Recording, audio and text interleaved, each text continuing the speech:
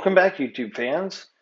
So in this particular video, we're going to show you something about a solar-based mini-split air conditioner system. What you get in the box is what you see here. You get a upper unit and a lower unit, and of course all the cords are pre-attached. What's nice about this is the air is pre-charged in the system. So you don't have to hire an air conditioner to do all this. It's an all do-it-yourself air conditioner system. First thing you're going to want to do is set you up a cement slab somewhere so that you can mount this item directly down so that nobody's going to grab it off the side of the wall and run with it. All jokes set aside, you will need to bolt this outside unit down to the cement slab that you've created to prevent it from tipping over and possibly bending the air conditioning lines. These lines are pre-charged with the chemical used to cool the air conditioning system and for the heat exchange process. What you'll see here in just a second is that this unit is very special in the fact that it can actually receive MC4 connectors, which are these solar panel cord connectors, directly to the outside unit, as shown in this image, so that you can connect it directly there, and then it will operate from solar power directly from panels without having to be powered by an electrical power system from the city or from your solar inverters during the day. At night, of course, it'll use that power as a secondary option. You don't have to do that. It's recommended that you do that, however. All right, we've got our EG4 air conditioner running. So turn the lights off and see. I have set for 20 degrees Celsius.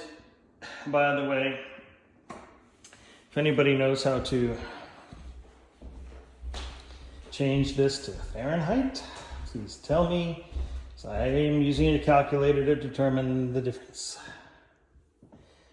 Right now I'm only using one inverter. I've got two batteries that are 100% charged. The other one is sitting off right now because I haven't needed the huge load yet. So I'm just running the air conditioner and the water cooler. Tomorrow, I also have the TV here, so the laptop will be here tomorrow.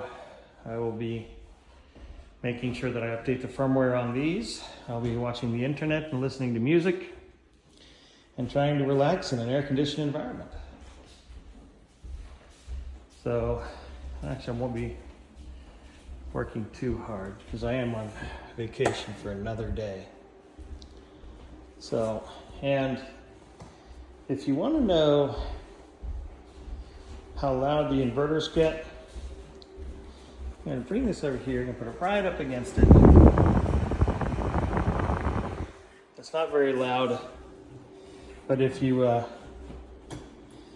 do that for the system and it's running to charge the batteries, it is a lot louder when it's charging the batteries. After the batteries charge, that gets a lot more quiet. I'm going to walk around to the back. I have to trip on my wires that I have hanging everywhere. And see, this system is working just fine.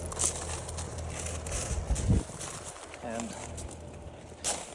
looks like we were able to hook it up properly. And don't pick on me about my yellow wire.